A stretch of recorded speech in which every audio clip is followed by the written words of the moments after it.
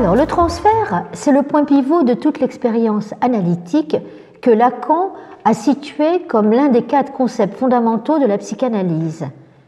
Il ne peut advenir que si un sujet s'adresse à un autre sur fond d'une supposition de savoir.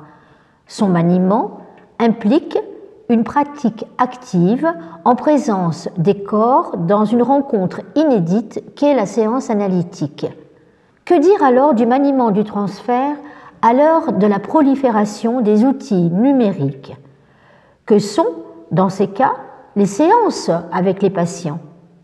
Il est vrai que lors du confinement, l'analyste a pu utiliser ces visios, comme Skype par exemple, dans des circonstances ne permettant pas de faire autrement. Il ne fait pas de doute que les visios et nombre de facilités numériques à notre portée permettent une opportunité formidable de rapprochement virtuel avec le monde entier. Donc, on peut en faire un bon usage.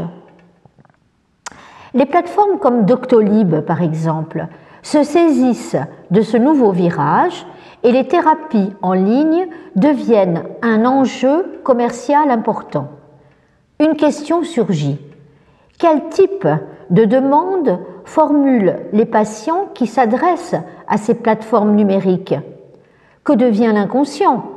Comment parler du transfert dès lors que le patient ne choisit pas son analyste, comme sur ces plateformes qui prolifèrent et, il faut le dire, marchent plutôt très bien? Lacan met l'urgence en valeur précisément pour dissiper le mirage du transfert et parle de cas d'urgence. Il dit qu'il y aura du psychanalyste à répondre à certaines urgences subjectives. Mais l'urgence prise dans ce mouvement de la recherche de l'efficacité implique moins le lieu de l'autre. Donc, urgence plutôt que transfert à l'ère de la numérisation rapide de notre société? C'est une vraie question. Comment la psychanalyse compose ou pas avec ce nouvel environnement numérique en constante évolution?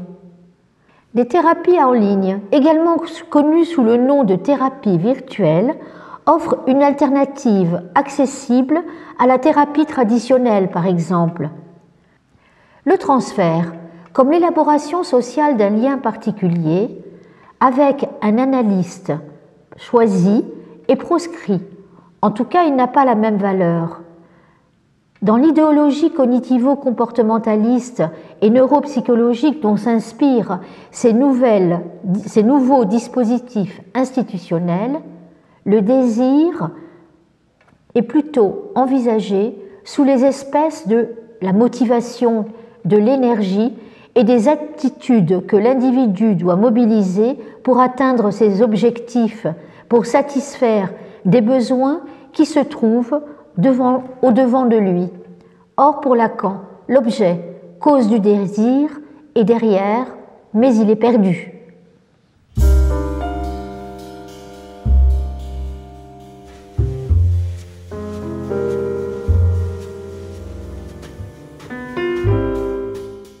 Le contre-transfert, c'est une théorie de l'adaptation, c'est une théorie du moi et du ravalement de la parole au profit des affects et des émotions.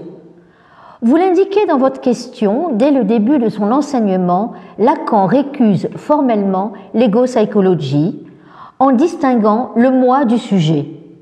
Le moi, c'est l'instance du normal et du mimétisme.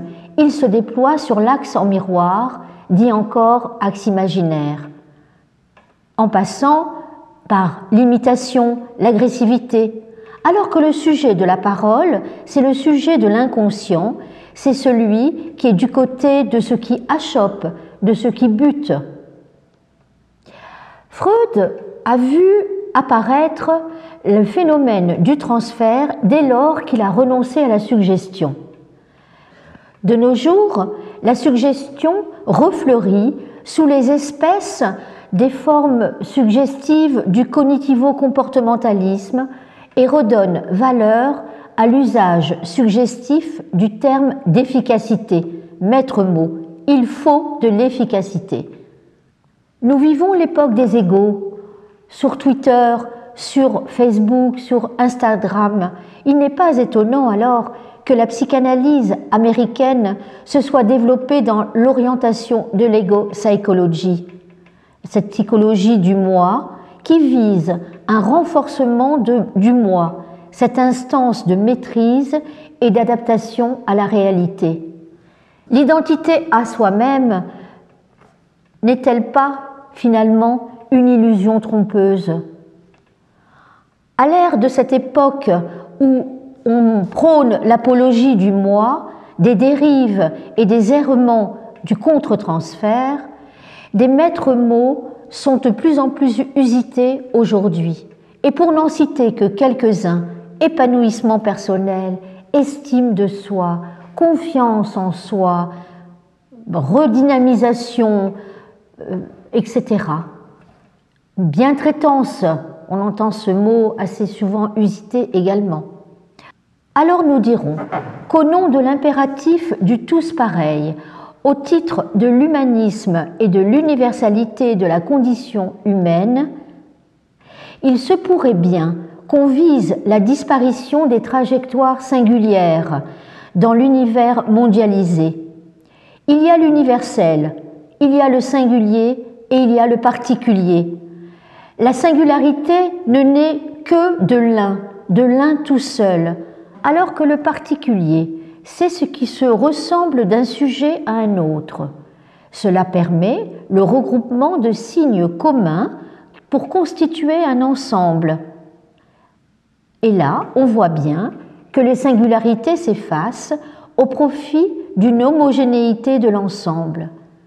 Nous parlerons plutôt, pour reprendre le mot de Jacques-Alain Miller, d'une orientation vers le singulier, qui vise ce qui est le plus propre en chacun de nous.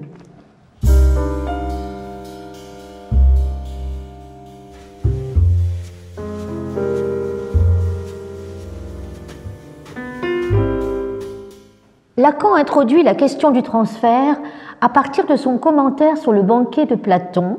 Au commencement était le verbe. Au commencement, rappelons-le, au début de l'expérience analytique, est l'amour.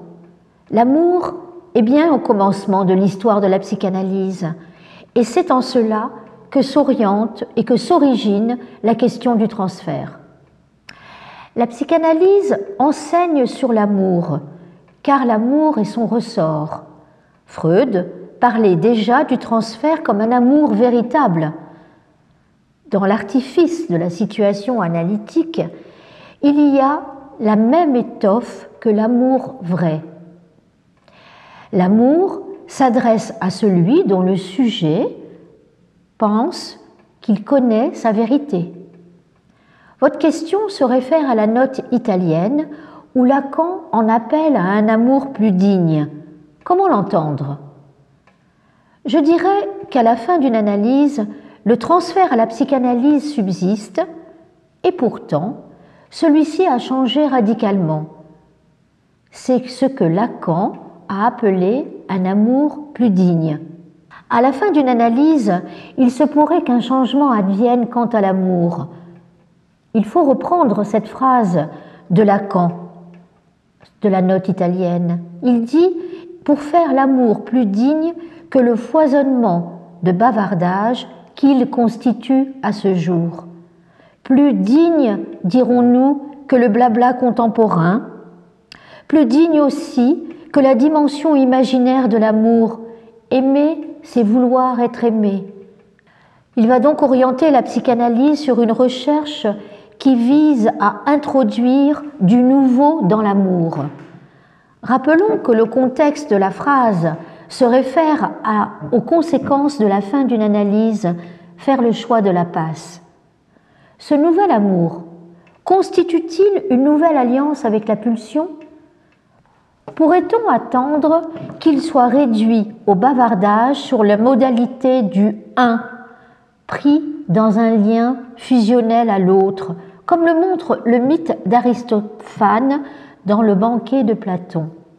Les deux sexes mélangés sont divisés en deux, mais tentent de recomposer l'unité initiale en cherchant sa moitié à travers le monde. Le fondement de l'amour indigne, ce serait la croyance en l'existence du rapport sexuel, en la complémentarité absolue des sexes, comme dans ce bavardage incessant de l'amour-union. Se passer de cette relation pénible, écrit Lacan, rendrait l'amour plus digne. C'est la citation que vous avez prise. Pas de liquidation totale du transfert, mais une résolution qui laisse un reste. Un analyste, c'est le produit, le déchet de l'orientation analytique. En cela, l'amour du transfert peut-il conduire à cet amour plus digne dont parle Lacan dans cette note italienne? Un amour plus digne, c'est un amour qui repose sur le fait que le sujet peut assumer sa solitude radicale sans se remettre à l'autre, sans remettre tout son être à l'autre, c'est-à-dire un amour qui ne réclame pas à l'autre une preuve de vérité sur sa capacité à être aimé ou haï ou inversement. C'est un amour plus digne parce qu'il n'exige pas de réciprocité et ouvre une nouvelle façon d'exister en lien avec l'autre.